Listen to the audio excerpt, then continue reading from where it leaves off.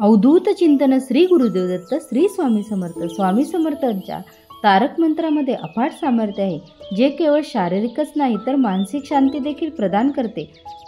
तारक मंत्राचे तीर्थ बनून ते पाणी पिल्याने मनातील भीती नष्ट होती, सर्व कामे पूर्ण होतात, आयुष्यात कशाचीच कमी भासत नाही, मृत्यूचे भय नष्ट होते आणि स्वामी समर्थ महाराजांवरील विश्वास वाढतो, सर्व संकटातून सुटका होते.